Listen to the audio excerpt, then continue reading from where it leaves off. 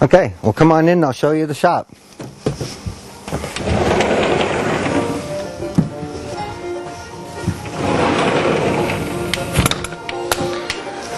Hi there. This is the main area where I do my building. All the woodworking processes happen in this room. I'm working on a guitar over here, and here is the top, and here is the back for it. So this is the heart of my operation. It all starts with the wood, and I carefully select the wood, and then it's dried. Most of my wood's been here over 10 years, and here's tops and backs in this thing, and neck blanks in this, and then up above is blanks for sides and backs that aren't yet put together, and the other parts for the guitars. So we come in here and we choose, and we decide what kind of woods we're going to build, and then we go into that part, and then we'll actually start building. Okay, so after we've chosen the wood and the shape of the guitar, then we'll take what we'll call the plate. This is for the back, and after I've jointed it and put the strip in, we then thickness it here with a sander. This is the sander that does thicknessing. Same thing for sides. This is a side that's ready to bend, and I will soak it in that tray over the sink, and then this is my bender, and I have a blanket in it that heats, and that will heat the bender so I can bend the sides over here. The top plate first comes after we've chosen the wood. Then in order to put our rosette in, we come over here on the drill press, and I have a cutter set up that will cut grooves to put these purflings, and in this case abalone shell, in. And this wall is full of jigs that cut shape braces and things to curves and thicknesses of necks and stuff. They're all designed to be adjustable because everything's custom in this shop, and that is what goes on with that big equipment there. And then once we get our parts ready to glue, okay, so after I've gotten the plates all ready and thickness and everything, then we glue the braces on, and we do that over here. We'll put glue on the X-brace. This is a Japanese invention called the Go-Bar deck. And these are just fiberglass rods that are longer than the space. And we'll put glue on the bottom and line these rods along them. We can clean up the glue, and that way we can have a real nice and tidy job, which is important in guitar making. So this is a pretty cool setup for gluing called the Go-Bar.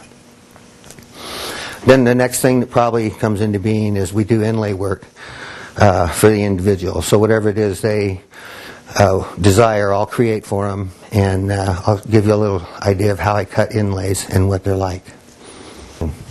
So when it comes to personalizing the instrument, I'll create the inlays for them. In this case, my logo is Shanti Guitars. Shanti means peace, and so I have the dove as my logo. And so I'll have a piece of abalone shell, and I'll have my pattern glued on it. This is hooked up to an aquarium pump, so it's clearing the air. And then I'll just come in, and each little cut is done by hand like this, until the whole thing, you can see on this side I've got a few cut, but the whole thing I'll cut out each wing, and then I'll glue the end, the body, and I'll glue them together, and that'll become my dove.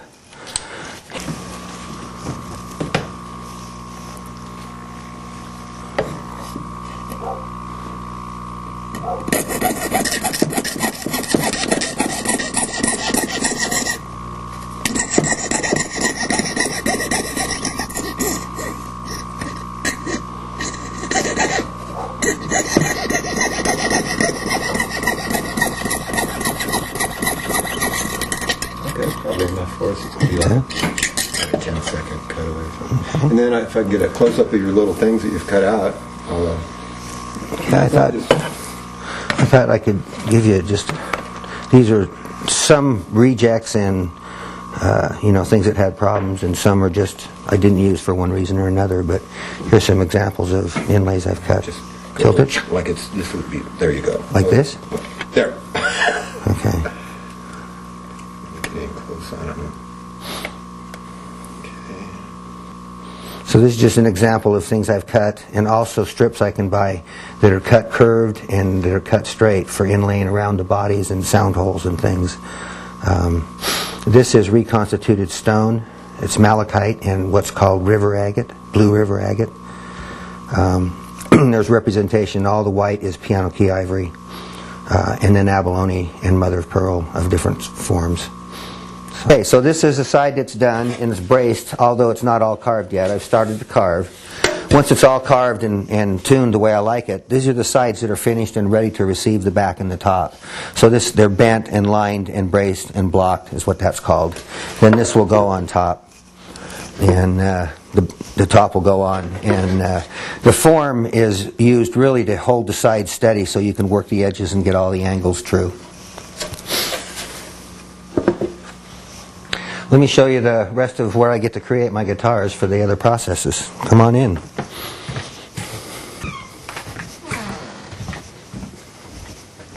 So this bench is dedicated to after finishes on the instruments, then I work on them in here so that this bench stays uncontaminated, and it's a pretty nice view, a nice place to do the part where I get to listen to my instruments, and it's always an excitement for me to string one up.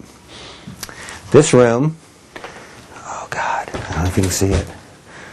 In here is where I do my rub outs, and I have a buffing wheel, and it gets real dusty, so I keep it closed off. And then, of course, the proverbial place to pay your bills, my desk. And then I have a spray shop we'll show you here in a minute. So finish is a real important mark of the craftsman and of the protection of the instrument, and here's where I do my finish.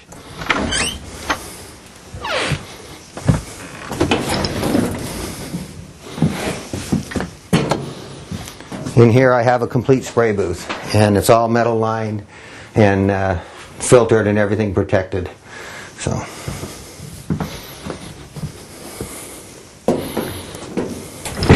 that pretty much gives you a full tour of the basics of my shop. Okay, so here's where I'm going to carve the braces on the back.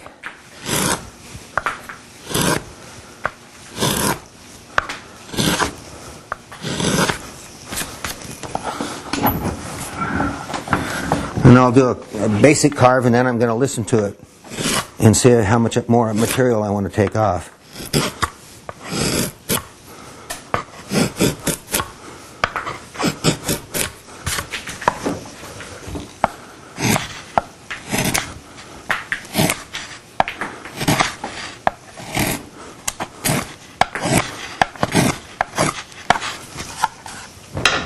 And then when I listen to it, I do this on both the back plate and the top plate.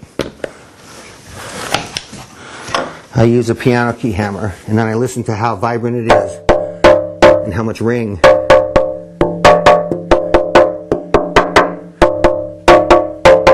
And then I'll make judgments based on how it's ringing, and I'll take off more material and I'll listen again. And it'll reach an optimum of sound. So that's how I work the back plates and the top plates with braces.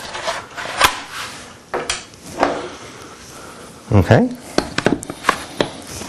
that ought to do something.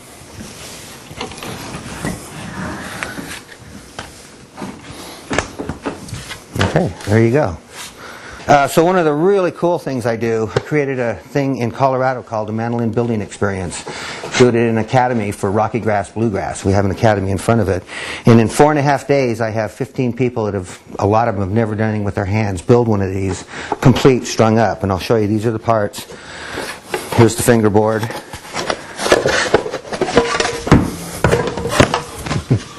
Here's the back. Here's the top. This is all dry assembled because this is my example for the students with the carved neck and everything. And in a moment I'll get you a finished one to show you. But in 4.5 days, I've bent the sides and I put the rosette in and I put the strip in. Otherwise, they do everything else on the instrument, including carving the neck. So